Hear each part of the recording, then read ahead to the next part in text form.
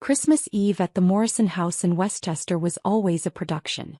Mom went all out, 12-foot tree in the foyer, professionally decorated, catered appetizers from Manhattan, champagne flowing from the moment guests arrived at 6 p.m.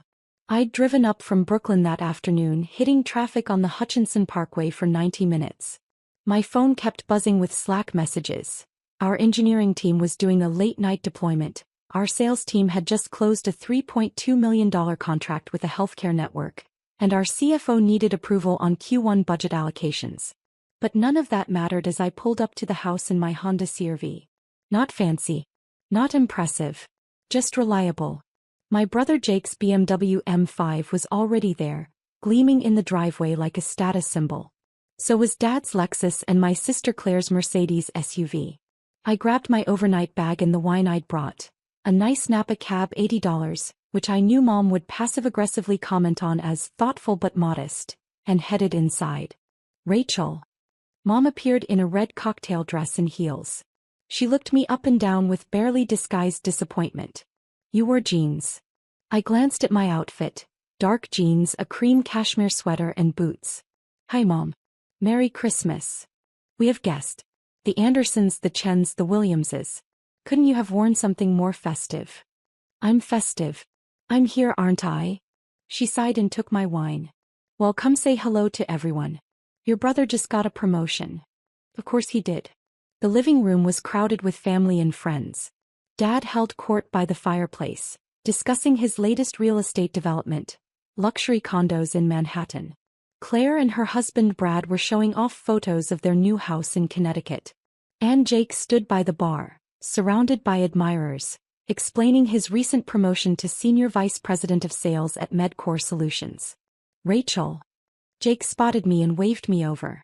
There she is. My baby sister. I was 34. He was 37.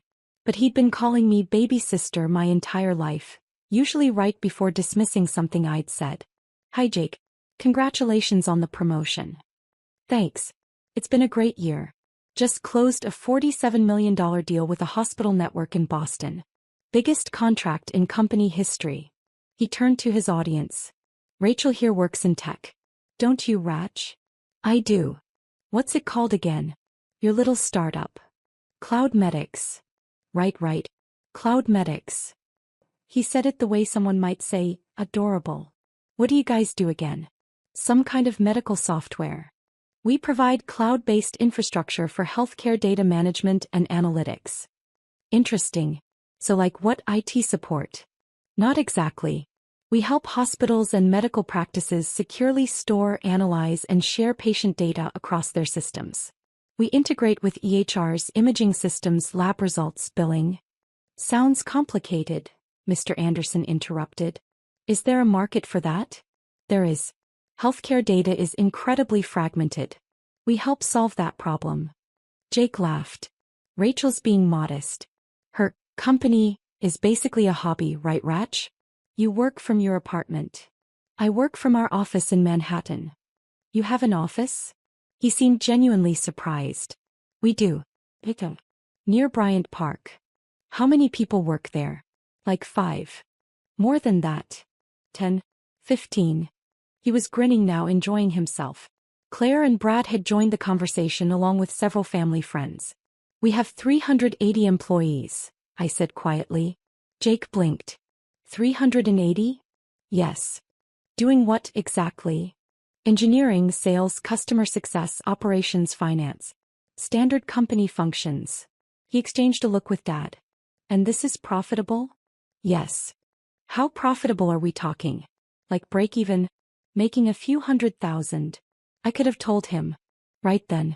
I could have said we'd just closed $127 million in revenue, that we'd raised $240 million across 3 funding rounds, that our last valuation was $680 million, that we had 847 healthcare clients including 12 of the top 20 hospital networks in America. But I didn't. We're doing fine, I said instead. Jake laughed again. Fine. Cute. Look, Rach, I'm not trying to be mean. But your little online thing isn't a real business. Not like what I do. MedCore has 4,000 employees globally. We generate $2.3 billion in annual revenue. We're publicly traded. That's a real company. Jake, Mom said gently, I'm sure Rachel is doing her best. I'm not saying she's not. I'm just being honest. Most startups fail. It's statistics. Rachel's been doing this for 6 years now? If it hasn't taken off by now, it's probably not going to. No offense. None taken, I said, even though offense was definitely taken. Maybe it's time to think about getting a real job, Dad suggested. Jake's company is always hiring. I'm sure he could make some introductions. Medcore would love someone with your technical background, Jake agreed. We need people who understand healthcare IT. I could get you an interview.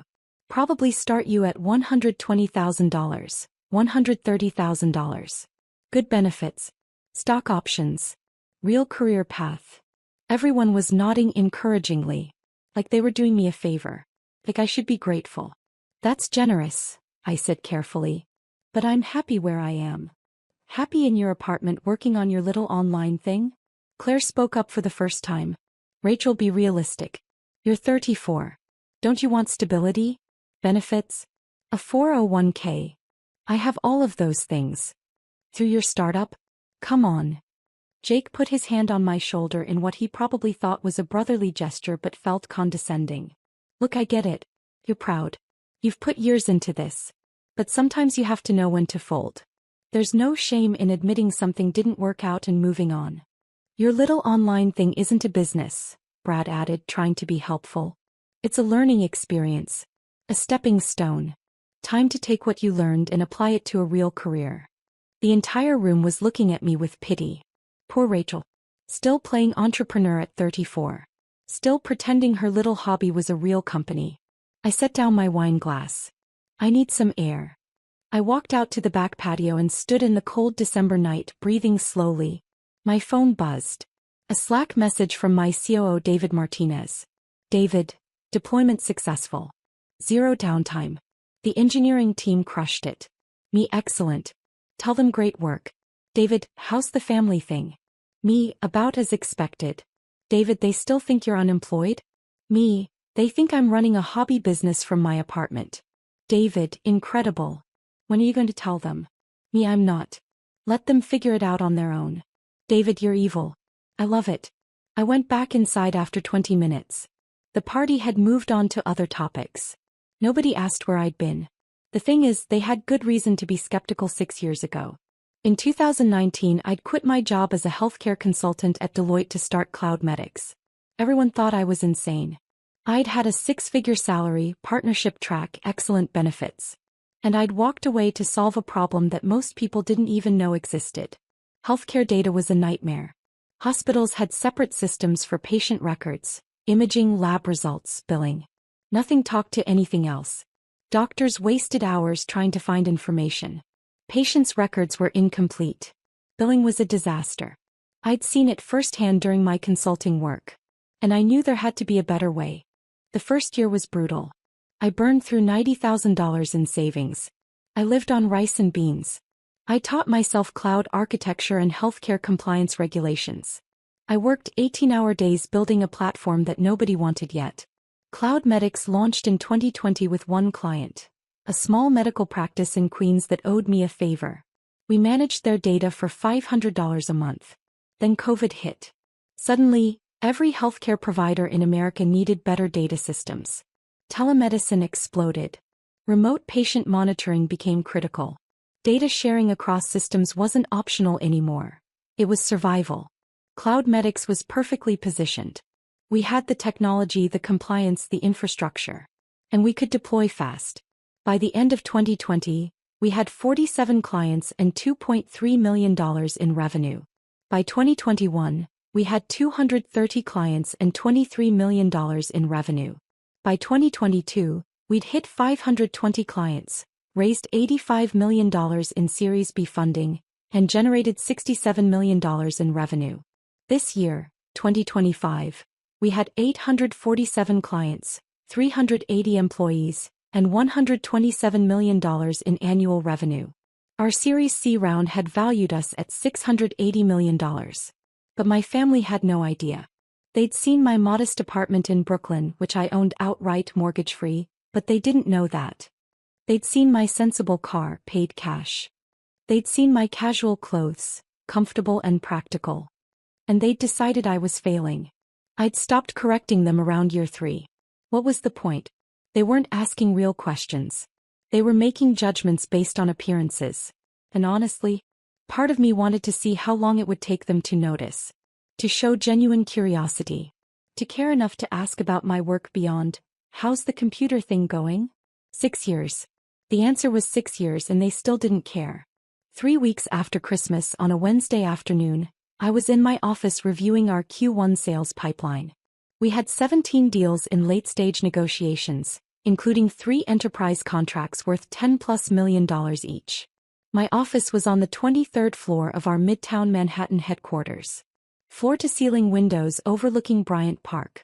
Modern furniture, dual monitors, walls covered with patents, industry awards and framed articles from HITN News, Modern Healthcare and Forbes about CloudMedix's rapid growth. My assistant Jennifer knocked on my open door. "Rachel, your 3 p.m. is here. Robert Chin from MedCore Solutions." I looked up from my laptop. MedCore? Yes. He's their executive VP of strategic partnerships. He's been trying to get a meeting with you for 6 months. This is his 3rd attempt. Jake's company. Did he say what he wants to discuss? Partnership opportunities. He mentioned something about integrating their medical devices with our data platform. I smiled slowly. "Show him in." Jennifer left and returned 30 seconds later with a man in his mid-50s, wearing an expensive suit and carrying a leather portfolio. He was already talking as he entered. "Ms. Morrison, thank you so much for finally agreeing to meet. I know your schedule is." He stopped mid-sentence. He'd just seen my face. The color drained from his cheeks. "Mr. Chin," I said calmly. "Please have a seat." He stood frozen in the doorway, his mouth slightly open. You're Rachel Morrison?" "I am. And you're Jake Morrison's boss, correct?" Yes. I'm the Executive Vice President of Strategic Partnerships at MedCore Solutions. Jake reports to me." "I know. He mentioned his promotion at Christmas. Congratulations on the Boston deal, by the way. $47 million. Impressive." Robert Chen's hands were visibly shaking as he walked to the chair across from my desk and sat down stiffly. He set his portfolio on his lap but didn't open it. "Jake is your brother," he said slowly, like he was processing information in real time. "He is. And you're the CEO of CloudMedix." "Founder and CEO, yes." "Jake never mentioned. I had no idea you were related." "Jake doesn't know what I do. None of my family does, really. They think I run a small hobby business from my apartment." Robert Chin blinked several times. "A hobby business. That's what they call it. My little online thing." He opened his mouth. Closed it. Opened it again. "Ms. Morrison, Rachel, I need to apologize. At our office, Jake talks about his family occasionally. He mentioned he had a sister who plays entrepreneur with some tech startup. He made it sound like you were struggling. Like it was a side project that hadn't worked out. He thinks that because I let him think that." "Why?" "Because he never asked what I actually do. None of them did. They saw how I dressed, where I lived, what I drove, and decided I was failing. They never bothered to Google my name or my company. They just assumed." Robert Chin ran his hand through his hair. "Oh my God. Jake has no idea that CloudMedix is worth $680 million? No, he doesn't. I don't even know what to say.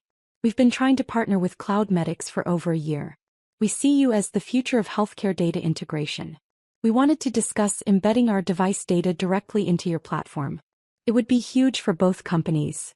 "I'm aware. I've read your proposals. All 3 of them. And I've been considering it. Your medical device technology is excellent. Your market reach is impressive. A partnership could work." "Could work," he repeated. "Not will work. I need to be sure any partnership serves CloudMedix's mission and our clients' needs. That comes before everything else." "Of course. Absolutely." He finally opened his portfolio and pulled out a presentation deck. I prepared a full proposal. Market analysis, integration specs, revenue projections. "Mr. Chin, before we discuss business, I need to address something." He looked up. Yes. Jake can't know about this meeting. Not yet. What? I don't want him to find out I'm the CEO of CloudMedics from you. He'll find out eventually, but on my timeline, not yours. Rachel, with all due respect, Jake is one of my senior VPs. If we're going to partner with CloudMedics, he'll need to know. He'll be involved in the integration planning. Then we won't partner. He stared at me. You're serious? Completely serious. My relationship with my family is complicated. I'm not ready for them to know what I've built. Not yet. If that's a deal breaker for Medcore, I understand. But those are my terms. Robert Chin sat back in his chair, processing. How long do you need? I don't know. Maybe a few months. Maybe longer. Rachel, I've been chasing this partnership for over a year. CloudMedics is the crown jewel of healthcare data platforms. If we integrate with you, it transforms our business model. I can't wait indefinitely. I'm not asking you to wait indefinitely.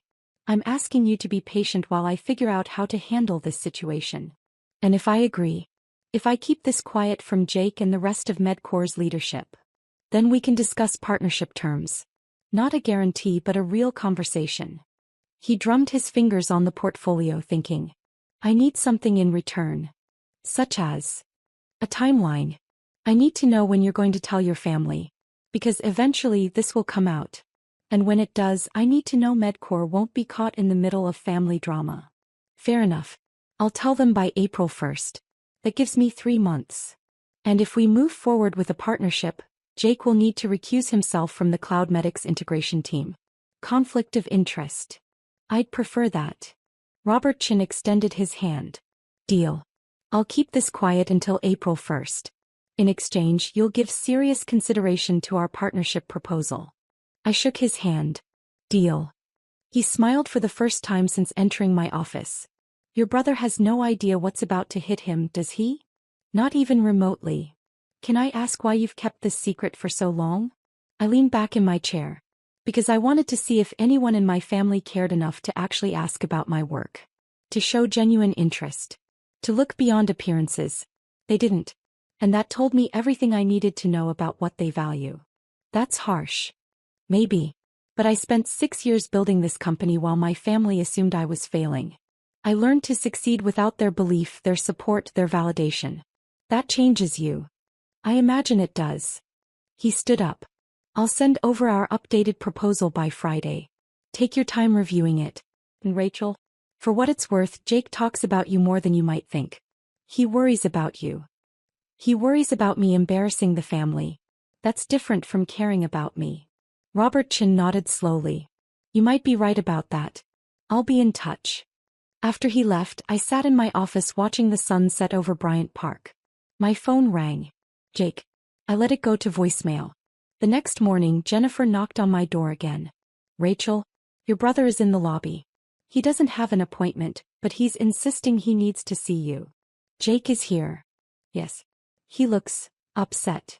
I glanced at my calendar. I had a board meeting in an hour, but I could spare 15 minutes. Send him up.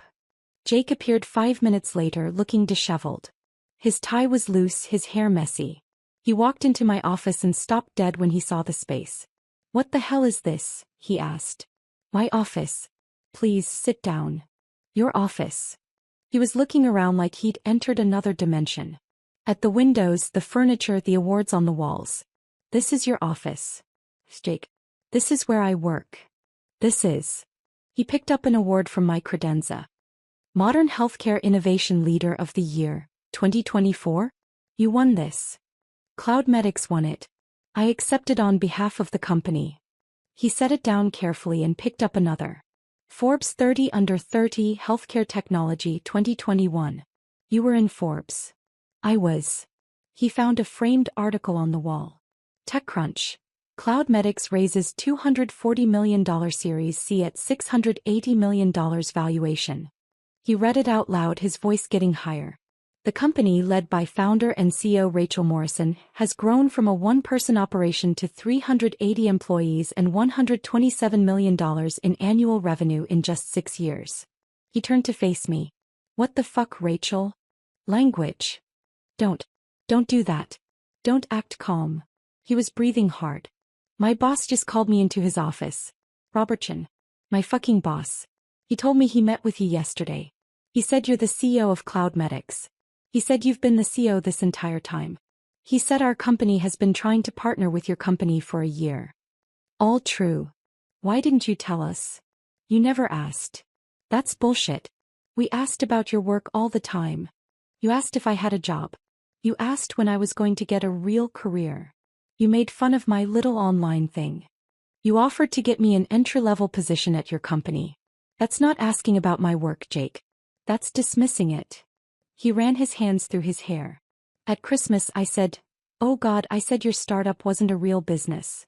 You did. In front of everyone. Yes. And you just let me. I did. Why? I stood up and walked to the window. Because I wanted to see if you cared enough to look. To ask one real question about what I was building. To show actual interest in my life instead of judging it based on appearances. We cared. We were worried about you. You were embarrassed by me. There's a difference. That's not fair. I turned to face him. Jake, you work in healthcare technology sales. CloudMedics is one of the biggest names in healthcare data platforms. We've been in the news constantly for the past 3 years. We've won awards. We've raised hundreds of millions in funding. We're your industry. And you had no idea I founded the company. That's not caring. That's not even basic curiosity.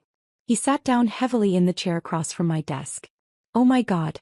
Christmas I offered to get you a job. At Medcore. At $120,000 a year. You did. And your company is worth $680 million. As of our last funding round, yes. How much do you own? 63%. He did the math in his head, his face going pale. That's over $400 million. On paper. I can't exactly spend it. Still. He looked up at me. You're worth over $400 million and I offered to help you get an entry-level job. Senior level, actually. You said $120,000 to $130,000. That's not entry-level. Don't joke about this. I'm not joking. I'm pointing out how absurd the situation is. You assumed I was failing without knowing a single fact about my company. About my revenue, my clients, my employees, my growth. You just decided I was pathetic and treated me accordingly. I never said you were pathetic. You said my work wasn't a real business. You said most startups fail and it was time to give up. You said I was still playing entrepreneur at 34. What's the difference? Jake covered his face with his hands. I'm such an asshole. You are. But you're not alone. The entire family thinks the same thing. Does Mom know? Dad? No. They think I run a hobby business from my apartment just like you do. When are you going to tell them? Eventually. When I'm ready. Rachel, this is huge. You can't keep this secret forever. I can keep it as long as I want. It's my company, my success, my choice. He looked at me with something like desperation. What can I do? How do I fix this? You can start by actually asking about my work. Real questions. Not judgmental comments disguised as concern. Questions that show genuine interest in what I'm building and why it matters. Pay yes. He took a breath. Tell me about CloudMedics. What do you do? How does it work? I spent the next 45 minutes explaining my company to my brother. For the first time in 6 years he actually listened. He asked questions. Real questions about our technology, our business model, our clients, our growth strategy. By the end he was shaking his head in disbelief. You built all of this. By yourself. While we all thought you were failing. I had help. Great employees, supportive investors, early clients who took a chance. But yeah, I built it. I'm so sorry, Rachel. For Christmas, for all of it. I should have believed in you. You should have been curious about me. Belief without knowledge is just blind faith. Fair point. He stood up. Can I tell you something? Go ahead. Robert Chin. My boss, he's been obsessed with partnering with CloudMedics for over a year. He brings it up in every leadership meeting. We need to integrate with CloudMedics. They're the future of healthcare data. I had no idea he was talking about your company. I had no idea my little sister was the CEO he couldn't stop talking about. How does that feel? Honestly, surreal.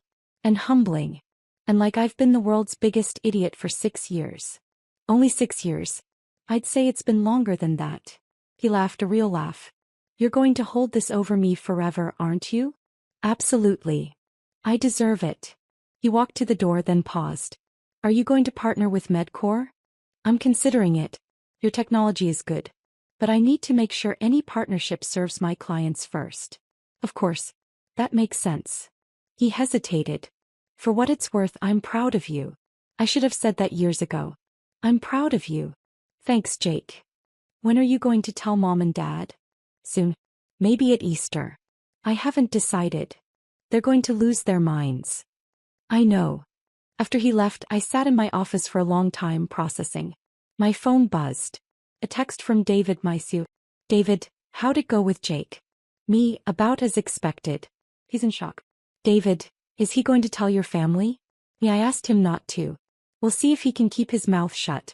David, $20 says he tells everyone within 48 hours. Me, deal. I think he'll last at least a week. Jake lasted 3 days.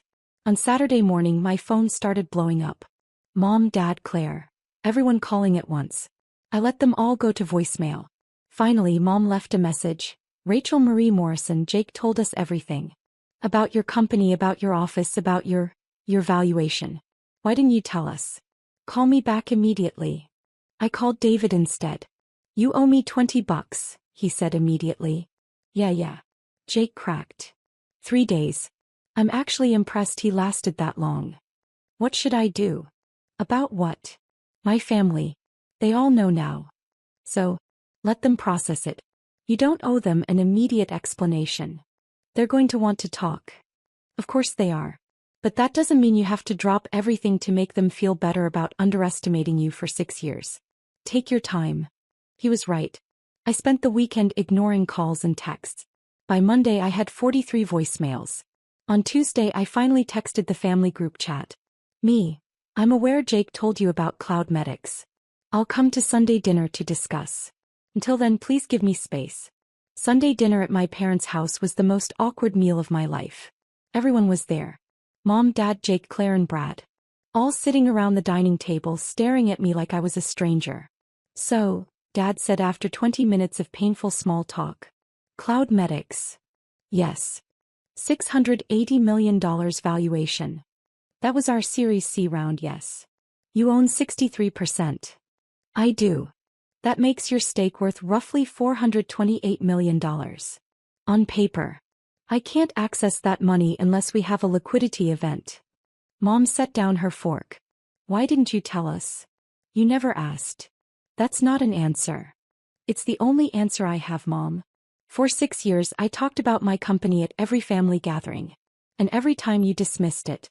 You called it a hobby. You suggested I get a real job. You compared me unfavorably to Jake and Claire. You never once asked what I was actually building. Because you lived in a tiny apartment. Claire interjected. You drove an old car. You dressed like a college student. How were we supposed to know you were successful? By asking. By showing curiosity. By caring enough to look beyond appearances. Dad shook his head. This feels like a test we didn't know we were taking. It wasn't a test. It was just life. My life. And you weren't interested in it. That's not fair, Mom said. We love you. We've always loved you. You loved the version of me you wanted me to be. You didn't love, or even try to understand, the person I actually was. Jake spoke up. She's right. I offered to get her an entry-level job at Medcore. At Christmas. In front of everyone. Like I was doing her a favor. I'm the senior VP of sales at her company's potential partner, and I didn't even know she existed. That's different, Dad said. How? Jake works in medical devices, not healthcare data. It's a different sector. Dad, Cloud Medics is in every major healthcare trade publication. We've been featured in Forbes, TechCrunch, Modern Healthcare. Rachel won Healthcare Innovation Leader of the Year. If I'd cared enough to pay attention to my own industry, I would have known who she was. The table went silent. So what happens now? Claire asked quietly. Now. I looked around at my family. Now you know the truth. I built something extraordinary while you all assumed I was failing. That changes our relationship. How? Mom asked. I don't know yet. I need time to figure out how to be part of this family now that you know who I actually am. We've always known who you are, Dad protested. No, you didn't. You knew who you assumed I was. Those are very different things. 6 months later, CloudMedix partnered with MedCore Solutions on a landmark integration project worth $85 million over 5 years. Robert Chin led the negotiations. Jake recused himself from the project due to conflict of interest. The partnership was announced in the Wall Street Journal. The article mentioned that I was Jake Morrison's sister, a detail that apparently shocked several people in the healthcare tech industry who knew us both. My family and I are still rebuilding. Slow, awkward work. Mom asks about the company now. Real questions about our technology and our clients.